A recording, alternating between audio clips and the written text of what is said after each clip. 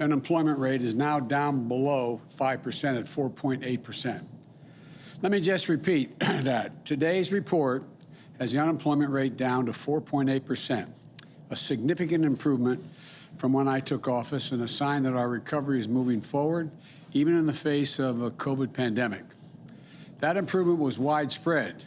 Unemployment for Hispanic workers was down, and the unemployment rate for African Americans fell almost a full percent, and it's now below 8% for the first time in 17 months. A drop of 496,000 in long-term unemployment is the second largest single-month drop since we started keeping records. The largest was in July. So in the past 3 months, we've seen a drop of 1.3 million long-term unemployed. That's the largest 3 months fall in long-term unemployment since we started keeping records in 1948. More to do, but great progress. And working Americans are seeing their paychecks go up as well. In September, we saw one of the largest increases in average wages paid to workers working Americans on record. Today's report comes one day after the Labor Department found in the third quarter of this year, the number of layoffs and job reductions was the lowest in this country since 1997. Overall, the unemployment report shows almost 200,000 jobs were created last month, over 300,000 in the private sector and 26,000 in manufacturing, offset by some seasonal adjustments in education hiring. The monthly totals bounce around, but if you take a look at the trend, it's solid. On average, 600,000 new jobs created every month since I took office. And in 3 months before I got there, that was 1/10 what was being created. It's 60 to 60,000 as opposed to 600,000 jobs a month. In total, the job creation in the first 8 months of my administration is nearly 5 million jobs. Jobs up, wages up, unemployment down. That's progress. And it's a tribute to the hard work and resilience of the American people who are battling through this pandemic, working to keep their businesses afloat.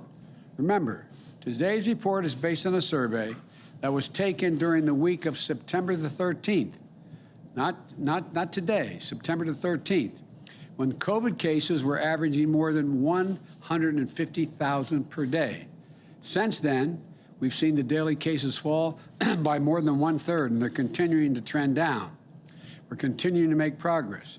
Right now, things in Washington, as you all know, are awfully noisy. Turn on the news, and every conversation is a confrontation. Every disagreement is a crisis. But when you take a step back and look at what's happening, we're actually making real progress. Maybe it doesn't seem fast enough. I'd like to see it faster, and we're going to make it faster. But maybe it doesn't appear dramatic enough. But I, too, like to, as I said, move it faster. We're making consistent, steady progress, though. And thanks to bipartisan agreements, we're making progress on funding the government and raising the debt limit so people continue to get their Social Security checks, the military continues to get paid, and so much more. We're making real progress on COVID-19 as well. More than 186 million Americans are now fully vaccinated. More than 75% of eligible Americans have gotten at least one shot. And COVID cases are down 40% in the past month.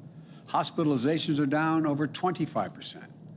In July, when I announced the first vaccination requirement, about 95 million eligible Americans still had not been vaccinated. Today, we reduced that from 95 to 67 million eligible Americans that haven't been vaccinated. That's still much too much. There's more work to do, including getting more people vaccinated. But we continue to make progress. And the American Rescue Plan, which we passed shortly after I was elected, we made progress providing rent and mortgage relief to help keep roofs over people's heads. We provided checks in pockets and other benefits so families can put food on the table for their families. Hundreds of thousands of loans to help small businesses stay open and keep employees on a job getting paid. Today, towns and cities and states that were at risk of losing hundreds of thousands of jobs before because they didn't have the budget to pay, we helped make their payroll for them so they could keep teachers, police officers, firefighters, essential workers on the job, helping schools stay open with the equipment and resources needed to keep students and educators safe. And we finally gave a tax break, I've been looking at this for a long time, to families with children, which as I speak is providing monthly checks for more families for 60 million children. $300 per month for every child under the age of 7, $250 per month for every child under the age of 17. Keeping the tax cut, it's a tax cut for these people, and cutting child poverty nearly in half, over 40%. We're making progress protecting our air and water as well and our natural lands, much more to do. And will have more to say about that later today. The jobs numbers also remind us that we have important work ahead of us and important investments we need to make. America is still the largest economy in the world. We still have the most productive workers and the most innovative minds in the world. But we risk losing our edge as a nation if we don't move. Our infrastructure used to be the best in the world. Today, according to the World Economic Forum, the United States of America ranks 13th in the world, 13th, on infrastructure, roads, bridges, ports, etc.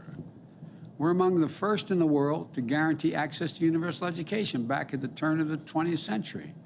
Now, the Organization of Economic Cooperation and Development, catch this, ranks America 35 out of 37 major economies when it comes to investing in early childhood education as a percent of GDP.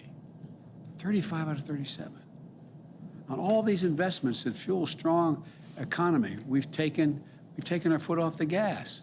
And the world has taken notice, including our adversaries. And now they're closing the gap. Look, so it's essential that we have to regain the momentum we lost. As my wife says all the time, a professor she is, any country that out-educates us is going to out-compete us. The work of our time is to prepare ourselves to be competitive to win the fast-changing 21st century global economy. That's why I propose two critical pieces of legislation being debated here in Washington right now. One focus on the investments we need to make in the physical infrastructure of America, roads, bridges, ports, etc. The second focus on the investments we need to make in the American people to make us more competitive. I know this is my legislation, and I feel strongly about it, but the people who have the most at stake are the American people.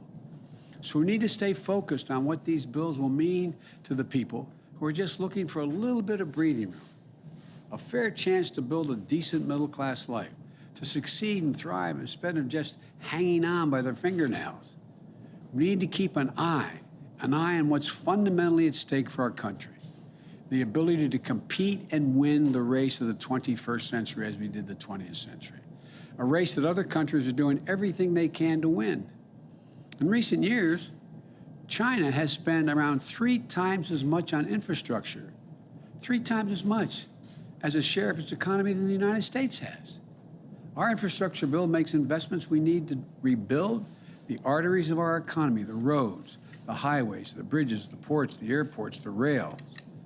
And we're going to allow us to replace lead water pipes, which are poisoning our children and families. It's ridiculous. Build a modern energy grid that can withstand storms and carry renewable energy across America. Make high-speed internet affordable and available to everywhere in America. And create good union jobs in the process of putting that together. We're going to make the largest investment in public transit in American history. And we're going to make the most important investments on our rail since the creation of Amtrak 50 years ago. But it isn't enough just to invest in our physical infrastructure. We're going to lead the world like we used to. If we're going to do that, we also have to invest in our people. That's what my second bill does, the Build Back Better plan. That's what it does. Today, only about half of the 3- and 4-year-olds in America are enrolled in early childhood education. In Germany, France, the UK, Latvia, that number is more than 90%. We're falling behind. It's not just early education.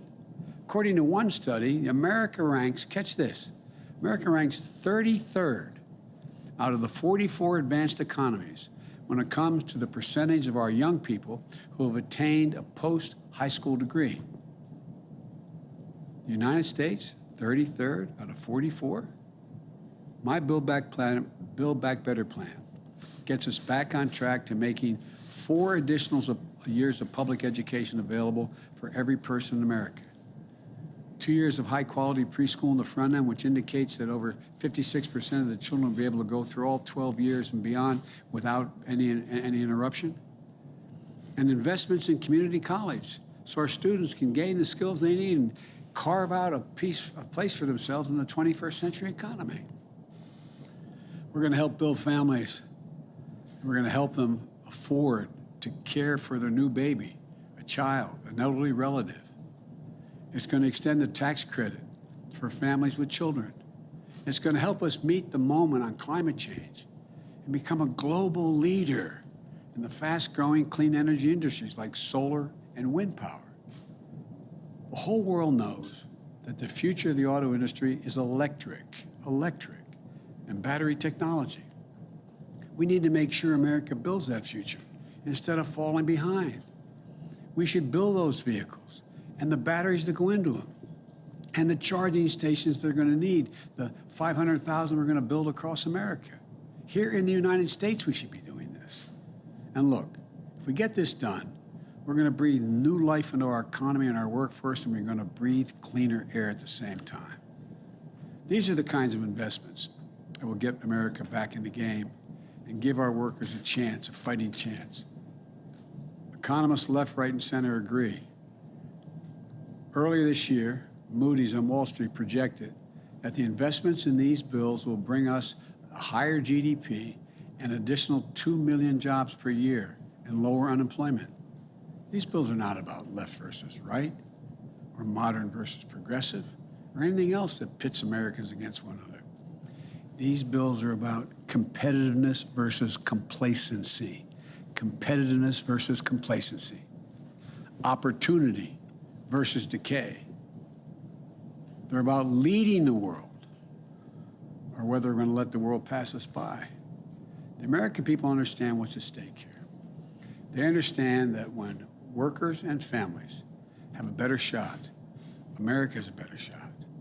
Given half a chance, the American people have never, ever let their country down. Today, we receive more evidence of the progress we're making.